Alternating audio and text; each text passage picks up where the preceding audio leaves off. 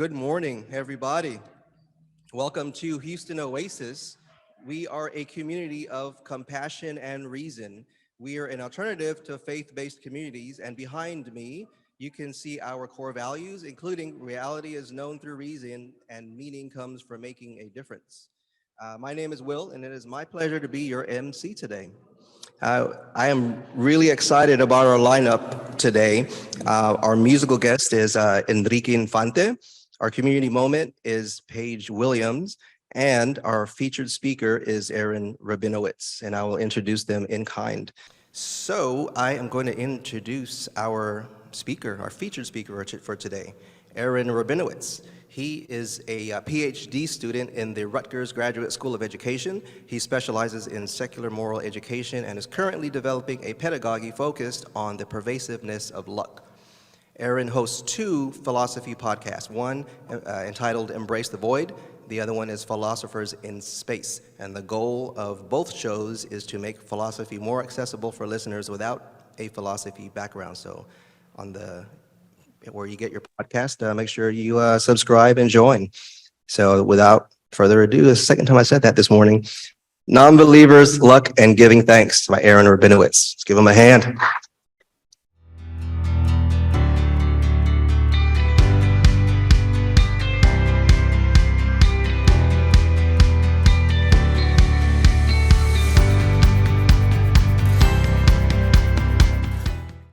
Universalist Church of the secular atheist Jew persuasion, so it's nice to feel a little more at home.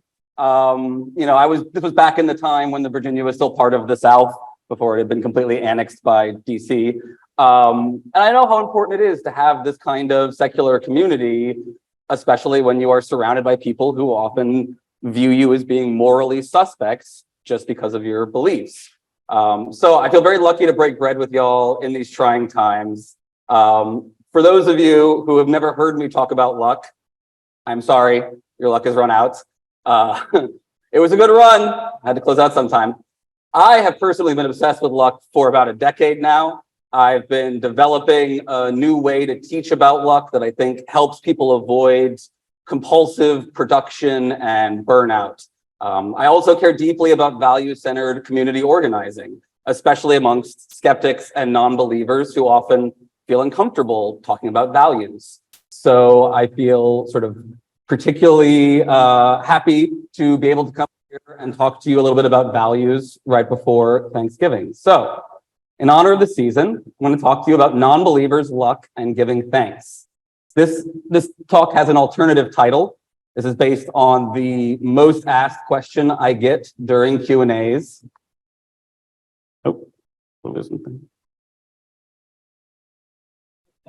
Not Even Hitler by Aaron David Rabinowitz. I'm hoping Not Even Hitler is going to be the sort of punchline where I can foreshadow it and it'll land when the time comes. So, non-believers and moral luck. Before I get into philosophizing and give you my preferred definition of luck and moral luck, I want to test a theory. I suspect that non-believers are likely going to have an easier time understanding and dealing with moral luck because for many former believers, it's a big part of the reason you left religion. Let's look at a few examples from the literature. Take poor Eve. Imagine you're Eve. You're peacefully not existing in the void when a god wills you into existence because his buddy is lonely. What's worse, you immediately get mixed up in some weird psychosexual game between a talking serpent and the unknowable sky voice that created you. All you wanted was a tasty apple, and now you're cursed with menstruation and suffering during childbirth. Show of hands, who thinks that's messed up? Moral luck, right? Or another example, the flood, right? This is a particularly sexualized version of the flood, I'm not sure why. But setting aside the weirdness of that picture and the choice to favor one random family and a herd of heteronormative animals, I want to talk to you specifically about the flood and giant sloths. How many of y'all are familiar with the giant sloths of North America? This is what they took from you, right? How many of y'all Right, so let me say this, right? Imagine that you're one of these majestic creatures. You're just minding your own business, eating leaves when it starts raining. And it keeps raining and raining until you drown, all right? And worse, you get up to sloth heaven, and there's the pearly gates, and you go up to giant sloth Peter, and you say, giant sloth St. Peter, what's the deal with the weather? And he says, oh yeah, human God was mad about human sin, and so he murdered everyone who couldn't fit on this one boat, and he said giant sloths are too big to sail. Don't laugh at that. Shameful. Even with your gentle giant sloth nature, I think you'd be pissed, right? Moral luck, all right? So, do we feel like we're getting the idea? So let's play a game then. I like to play games. This one's called Luck or Not Luck. I'm going to give you a list of events, and you're going to tell me if you believe that that event is luck. So you're going to raise your hand if you think the following things are luck. It could be good luck. It could be bad luck. It could be a mix. But hands up, all right? So, everybody ready? First one. The sun rises normally tomorrow morning. Anybody think that's luck? Yeah. The one or two, those are my already converted cult members. I appreciate you. Pretty standard. Most people will say no to that first one. What about this one? A person is struck by lightning and dies. Yeah, more, right? Now, what if I told you that most people who are struck by lightning survive? Would that change your answer? Show of hands, yes. Okay, just curious. I'm just doing a little bit of science research here. No, don't worry about that. One more, right? A person is born with an illness that causes chronic fatigue, making it impossible for them to reliably work hard for extended periods of time. How many of you would say that that's luck? Yeah, all right, so remember your answers. This will come up later. Next, we're going to do a visual test. I would like you to point to, or in your minds, right? Tell me where in the picture we see luck. So first of all, looking at this picture, how many of you feel like you see luck in this picture?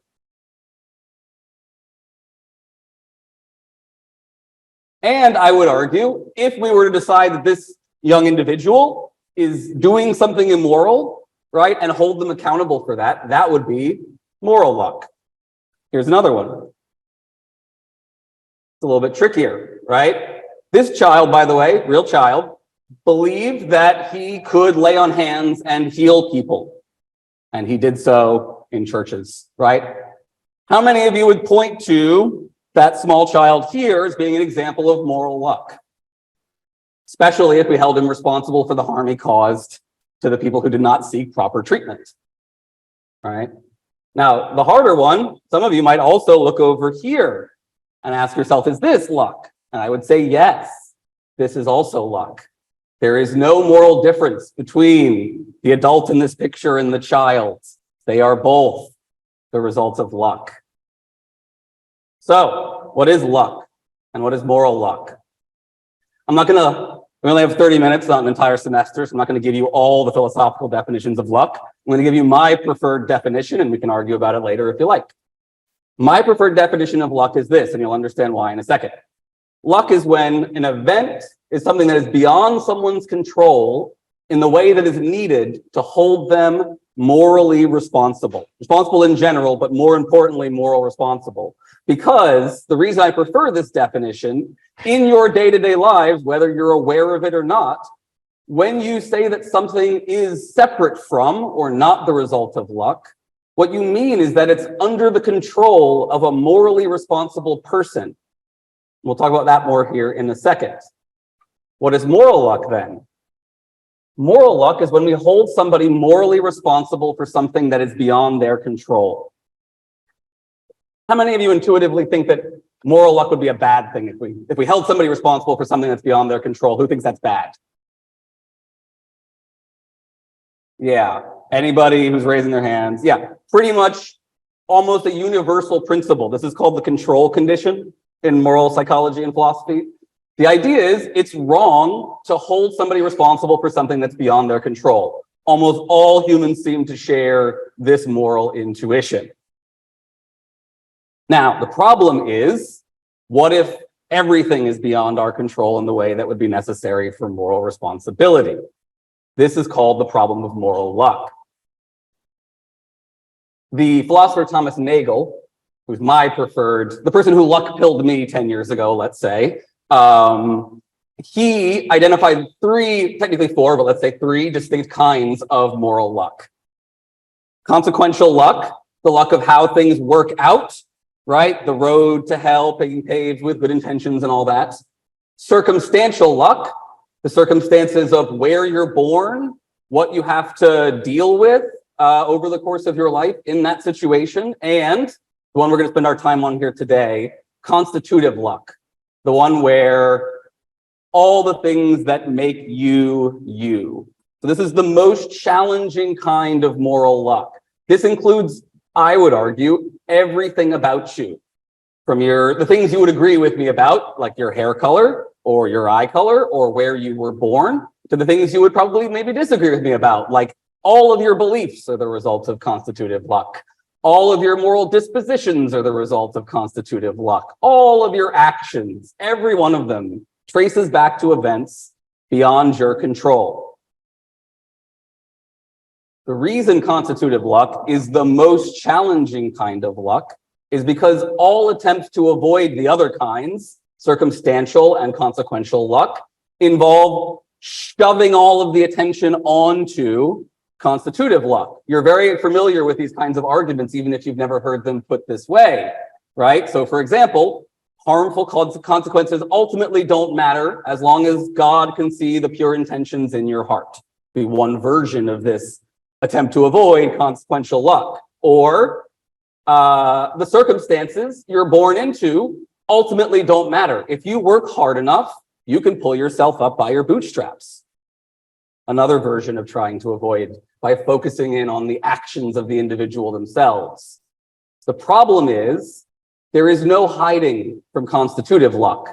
There is no way ultimately to deny that we are the product of forces beyond our control. And I consider Nagel to be one of the most eloquent philosophers who has ever written things down, which is not a super high bar, but I do think he says it best here when he says, how can one be responsible even for the stripped down acts of the will itself if they are the product of circumstances outside of the will's control? This brings us, as some of you may be noticing, to a kind of denial of a free and independent self, or as Nagel put it, the area of genuine agency and therefore of legitimate moral judgment seems to shrink under this scrutiny to an extensionless point, which is to say, many of us carry a kind of self-image of a free individual sitting inside of our minds at the control panel. Maybe they have urges, maybe they are pushed around a little bit, but they ultimately make the decision about what we do, and they are somehow free from all the forces around them. But when you take seriously the way that luck infects everything around it, all that's left is just as the Buddhists would put it, a dense causal nexus of luck. Just luck pushing on other luck, right? Or as I like to put it, it's luck all the way down. Maybe you're familiar with the turtles, right? Google turtles all the way down. Now, if this sounds a little bit familiar, it's because it is. Because it's part of the problem of evil. It's just approaching it from an unusual angle, right? You're likely all familiar with the classic problem of evil. Why would an all-powerful and loving God create a world full of pointless suffering?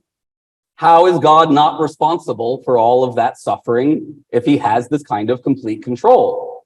When we look at the history of human violence, can we not look to God and say, we learned it from watching you?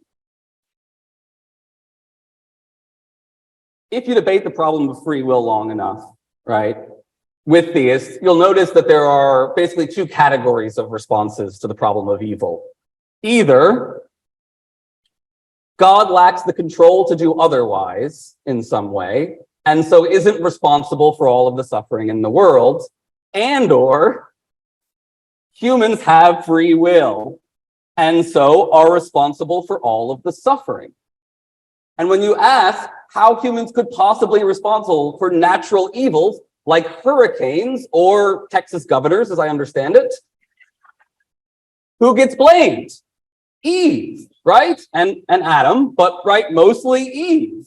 She had a choice and she chose to break the world. Or, right, we can quote Milton's fanfic here of man's first disobedience and the fruit of that forbidden tree, whose mortal taste brought death into the world and all our woes, right? Free will is just cosmic victim blaming, all it is. And this is why luck matters. It's central to the narratives about how we construct about ourselves and about others and who is specifically responsible.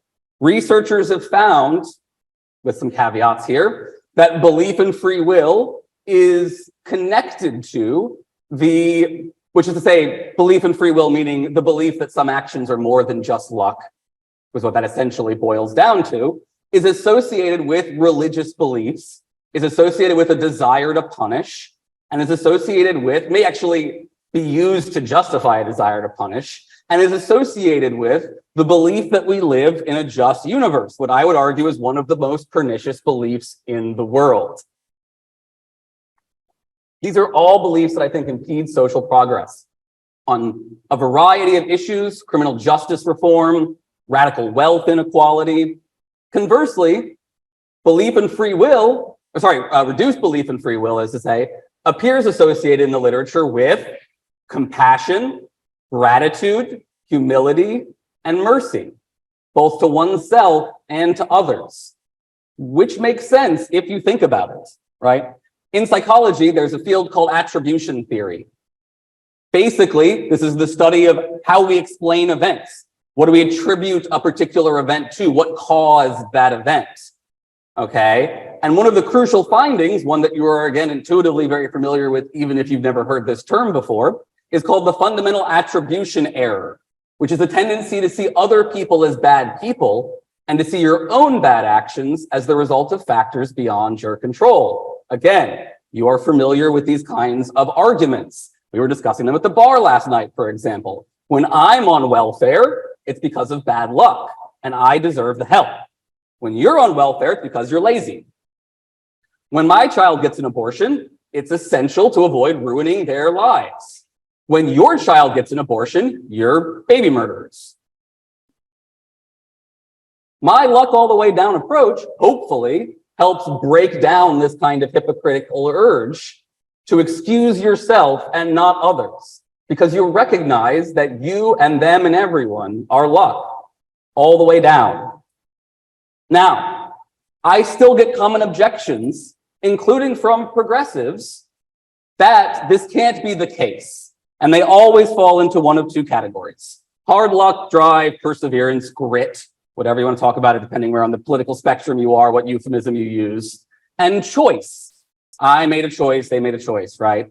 Even individuals who will go along with me to recognize that life is 95% luck, many of them will still feel like they want to say, that other 5%, that's hard work, right? That's what you put into it. That's the choices you made with the luck that you have, right? How many of you feel that in the back of your mind as you're listening to me right now? Feel that urge? It's okay, we can be honest here, it's a safe space. Yeah, I think it's the default response. It's a natural reaction, it's understandable, and it's incredibly culturally habituated. You would have to be very aware of cultural habituation in order to not sink into this mindset to some extent. But think back to our quiz, right? If it is possible to be born with a condition that prevents you from doing hard work, then one's capacity for hard work is yet another form of luck. Whether it's the bad luck of being born with the condition or the good luck of being born without it. Similarly, the capacity to make a choice is entirely dependent on cognitive and developmental capacities that you are lucky enough to develop or not. This is why I believe luck is actually at the heart of progressivism and the kind of social justice work that draws a lot of us to be active in our communities. because we recognize that helping the poor and marginalized makes sense, is moral, because all forms of marginalization are ultimately just punishing people for bad luck. That's all it ever comes down to. Even if sometimes some of that bad luck looks to us like bad personal choices. In contrast, I believe the noble lie approach to free will, which I often see promoted, where people say that we should just lie to children and tell them to believe in free will, much like they suggest we should lie to children and tell them to believe in God, right? I think that and compatibilist approaches, where they try to reconcile free will with the things that I am arguing for here, whether they mean badly or not, are ultimately at the heart of regressive social justice, anti-social justice views. And I think if you want to benefit from a truly progressive and fair society, there are unfortunately some bullets you're going to have to bite here, okay? And this is one of the hardest ones, right? No one deserves to suffer, not even Hitler, right? If you're going to acknowledge that this is true for some people, you're going to have to ultimately accept that there is no qualifiers to this statement. If no one deserves to suffer from poverty or addiction, then no one deserves to suffer because they have done something horribly wrong because of their bad moral luck. It's unfortunate. It's a hard pill it's a bitter herb to swallow, right? To talk in my language of my people, right? So this is why that's the alternative title of this talk, right? Now, I say this, I know this is confronting, right? I know some people might find this offensive. I say this as someone whose family tree was heavily pruned during the 1940s. But as Nagel points out, if you take luck seriously, it would really be hubristic of you to think that had you happened to be born in the 1930s, you would have absolutely been a member of the White Rose and not the SS. When the reality is, most people either end up part of the Nazis or in the camps. Don't take my word for it, though. I have a good friend, Brittany Page of I Doubt It podcast, which I highly recommend y'all check out, who was, not euphemistically, literally raised by Aryan Nation affiliated Nazis. Not Richard Spencer, wear a suit Nazis, try to start an actual race war Nazis. Brittany, luckily, managed to escape, and she will be the first to tell you about all the kinds of luck that made it possible for her to get out, and made it unfortunately the case that her siblings have not. I have never once heard Brittany talk about her bootstraps. I'll share one more version of this. This is my personal way of trying to get over the parts of my body, my brain, that want to tell me that I should still cause someone to suffer, right? This is from a Holocaust survivor. And this is apparently a true story. You can find this on the on Holocaust websites. The story goes like this, right? One day, there's a prisoner in the camps who sees another prisoner kneeling and praying. And he goes up to him and he says, "What are you doing?" And the prisoner says, "I'm thanking God." And in disbelief, the other one responds, and I'm paraphrasing here, this is from the Yiddish, "What the fuck could you possibly have to thank God for in this hell?" Right? The other prisoner simply responds, "I'm thanking God that he did not make me like them." And maybe it's cliche, but it really actually gets me every time I think of that particular moment, because I think that's some serious giving of thanks, right? That's something to aspire to, it seems to me. And it's non-believers, we don't have gods. We don't have a God to thank, but I do think that we should thank luck. And I do think that we should do whatever we can to pay forward the luck that we have. So I will leave it there with that hopefully touching and offensive final slide. I will say, if you would like to hear more of my rants about luck and giving thanks and other such things, here's where you can find me. And I will finally say, good luck out there. It is an unjust universe, but if you are lucky, you can be a just part of it. Thank y'all. Luck all the way down, and individuals don't have moral agency in the way that we typically think. But there may be other reasons to punish criminals or people who engage in antisocial behaviors, Mhm. what would I assume that you would say that we still need to maintain our society. Mhm. Under what moral basis can we do it? Yeah, and this is another common concern that comes up, right? I mentioned social justice or criminal justice reform in the talk, and a lot of folks do immediately get concerned. You know, does this mean that like we're never punishing anyone ever again? And if you mean punishment in the sense that they deserve to be punished, then yeah, nobody ever deserves to be punished. But we are going to necessarily have to do some things to have a functioning society. So for example, Greg Caruso, who shares my hard luck view, just recently wrote a book about his approach, and he bases it on a kind of a quarantine model, where the idea would be, look, if you have somebody who has a really serious communicative illness, you quarantine them, but not because they deserve to be locked up, right? You do it because it's a necessary sacrifice for the sake of greater social health. And we have to do the same thing for some individuals sometimes. But we would want a criminal justice system that is maximally rehabilitative and restorative and absolutely not punitive in any kind of way or retributive in that kind of sense. And then you'll get some pushback because some people will say, well, now you're being too soft to criminals. It's better to be in prison than in certain places in the world, which is a good reason, I think, to improve the world and not make prisons worse for fairness sake or something like that. But we really do have to abandon the idea that some people deserve to suffer and we're going to punish them because they deserve that. But there's lots of other good ways to have a criminal justice system. So, anyone from this side? Question.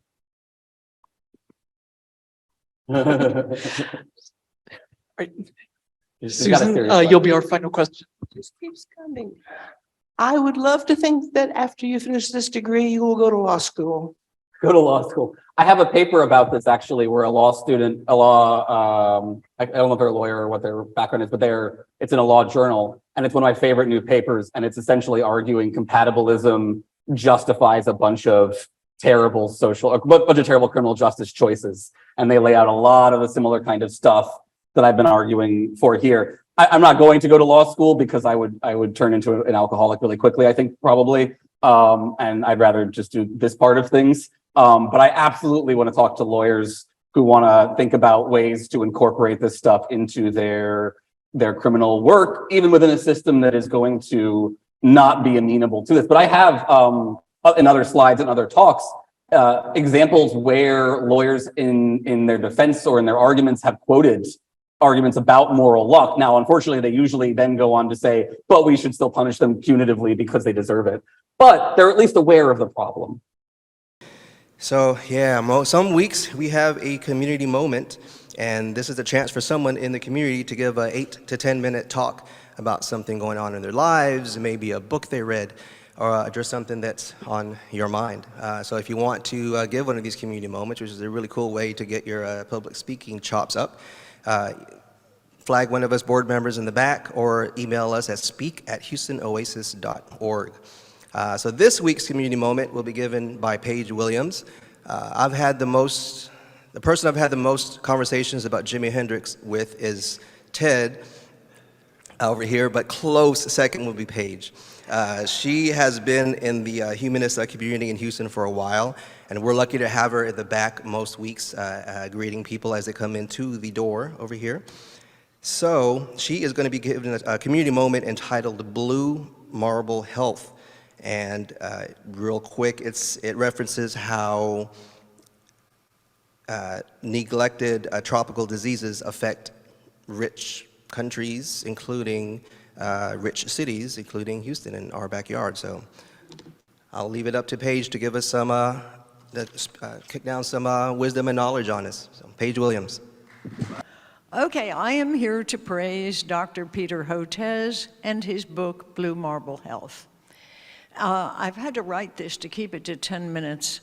I have loved dogs, cats, and most animals all of my life, and I have anguished over the cruelty often committed against them. But I've realized that some cruelty results when they become so numerous that they are easy prey to abusers, and when they unintentionally cause annoyance to disturbed people. So I lobbied Mayor Brown unsuccessfully for a pooper scooper ordinance, humiliating my children, and finally succeeded under Mayor White. But he immediately reversed it by approving the practice of TNR, trap, neuter, reabandonment of feral cats in our city. Those cats are free to spread poop all over the city. The toxoplasmosis oocytes, which only reproduce in the intestines of felids and shed in their feces, pollute our yards, parks, and waterways.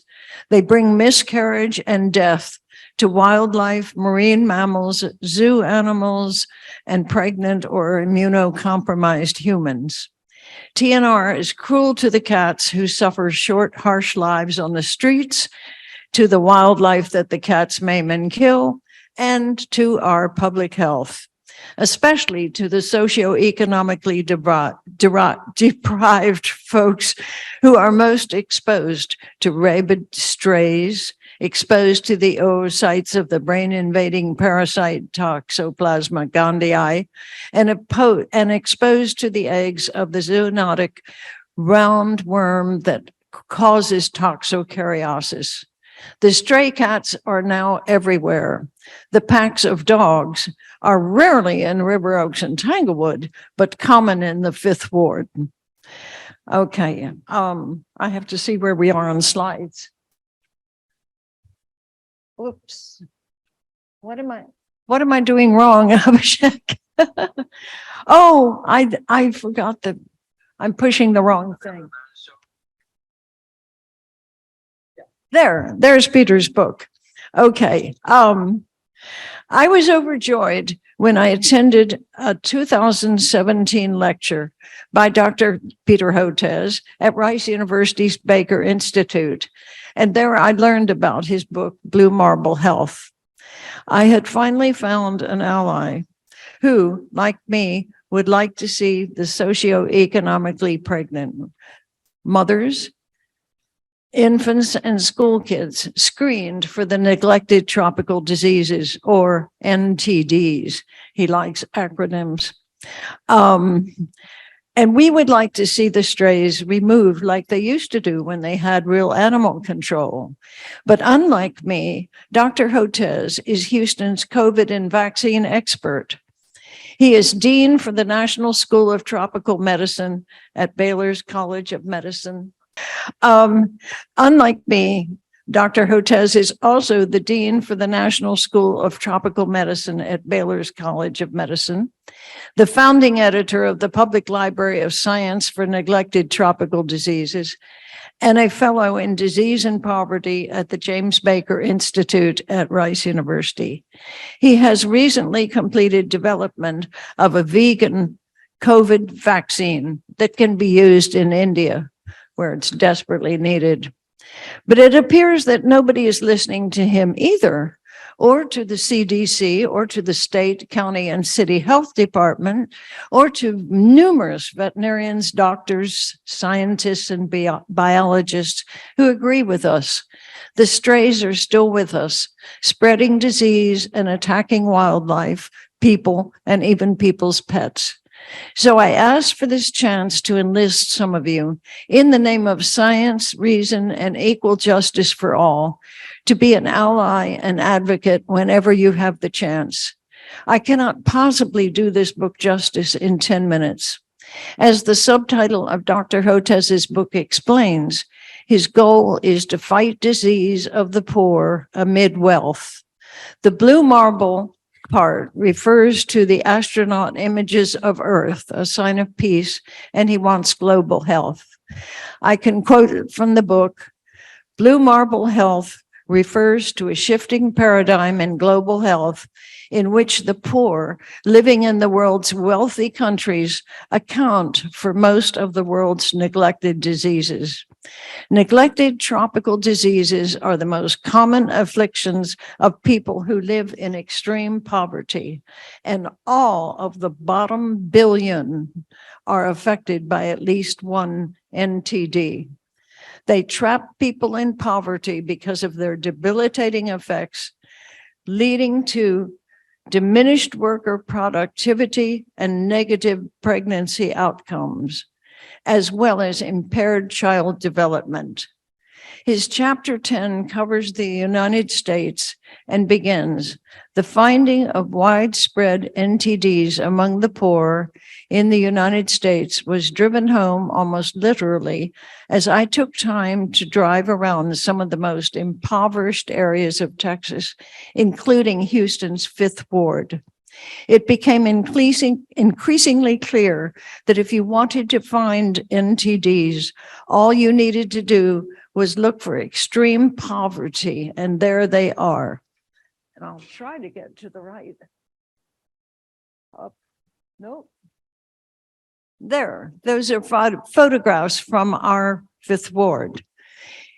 Hotez describes Fifth Ward as where you will find abandoned buildings, houses with no window screens, uncollected garbage, clogged drainage ditches that smelled like sewage, discarded tires filled with water, and packs of stray and roaming dogs, a little bit of Lagos, Nigeria, right here in Texas.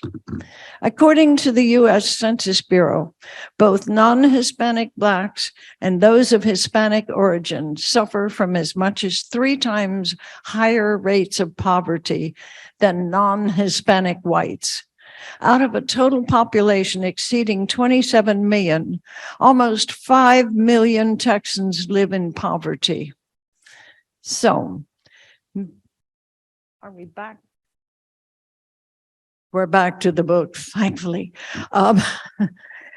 Many, especially those from the conservative right, were quick to blame immigration from Mexico or El Salvador for this. Instead, while immigration could explain some of American NTDs, most, in fact, were acquired within U.S. borders, and transmission was linked to extreme poverty. Actively looking for NTDs is critical because, just like NTDs abroad, most of them are chronic and debilitating conditions. Unless you actively pursue a diagnosis of Chagas disease by using a specific test, a patient's heart disease could be ascribed to some other cause. Chagas consequently was shown to be widespread among dogs in the state of Texas, and clearly those dogs were not slipping in from Mexico and Central America. Toxocariasis infected dogs and cats harbor millions of parasitic eggs in their feces, contaminating sandboxes, playgrounds, and other surfaces. Hotez wrote, "Driving through poor areas of Houston, I am struck by the sight of stray dogs, often traveling in packs. The released larvae migrate to the children's lungs, where they can cause wheezing and pulmonary damage, or to their brains, where they can cause seizures, but also cognitive and developmental delays. I estimate that up to 2.8 million African Americans may be infected in this country. Could this be responsible for the achievement gap noted among socioeconomically disadvantaged children in inner city and poor rural schools? The CDC determined that more than 1 million cases of toxoplasmosis acquired from cat feces or undercooked meats occur annually in the United States. Annually, 1 million cases. It is a leading cause of eye disease and is now linked to schizophrenia and other psychiatric illnesses, including road rage. There is no time to cover all the NTDs, but toxocariasis and toxoplasmosis are the most significant zoonotic NTDs in Fifth Ward.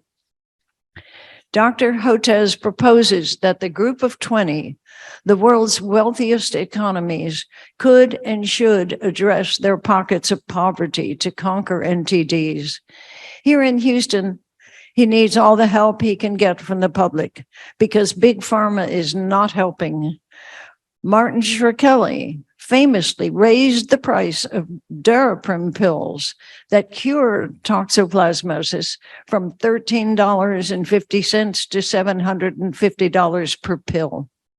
Big Pharma advertises cures for psoriasis, arthritis, and erectile dysfunction. The kind of work that Dr. Hotez is doing is possibly only due to the generosity of 16 private nonprofits worldwide. So he needs all the support that public opinion can give him.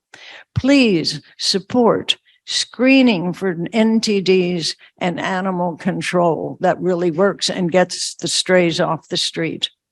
Some of you may have already discovered in the back of the room the table with my copy of Blue Marble Health, copies of some chapters from the book, and information about the diseases that are intertwined with the most poverty-stricken people who live in the world's wealthiest countries, and how those diseases keep them in poverty. You are welcome to read and to take them with you when the meeting is over.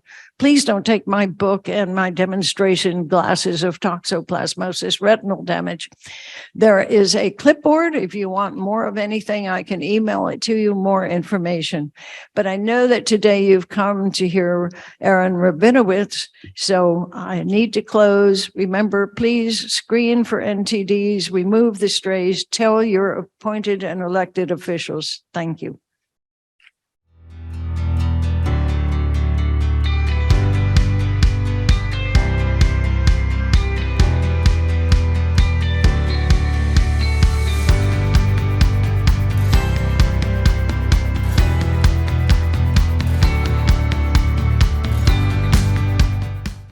I want to thank you all for being here. It really is a joy to see you all just building community in this great secular way. So we would love for you to plug into our community either through an email list in the back. Donations are optional, voluntary. You don't need to donate, but it really helps us get great speakers and terrific musicians. So we have our treasurer in the back, the handsome gentleman with the yellow coat. We have some QR codes over here. So I've talked stalled long enough. Let me just have one great tune from Mr. Enrique Infante. Enrique hasn't played for us for a few years, so I'm really excited. I remember liking his stuff a lot. So without further ado, a couple of awesome tunes from Mr. Enrique Infante.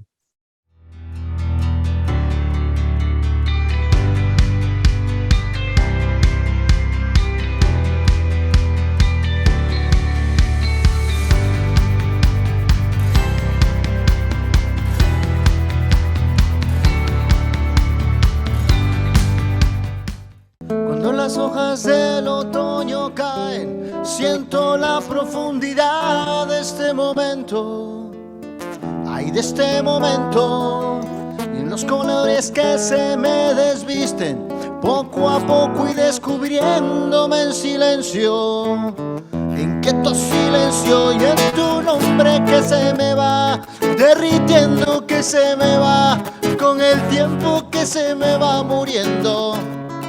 Se me va muriendo y en la mano eterna que me alegra el alma y los párpados de amor, ay de amor.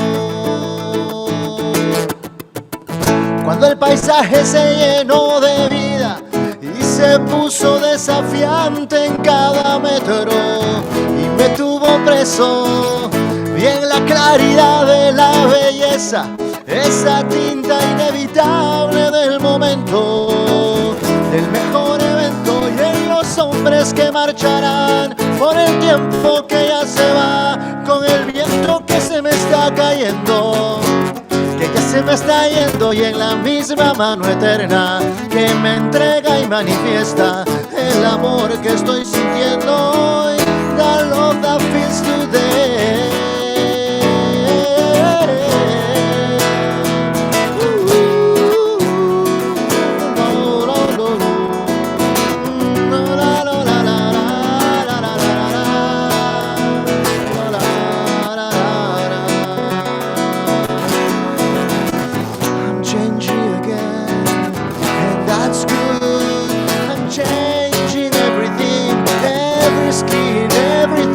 I'm changing everything I know, for me, for you.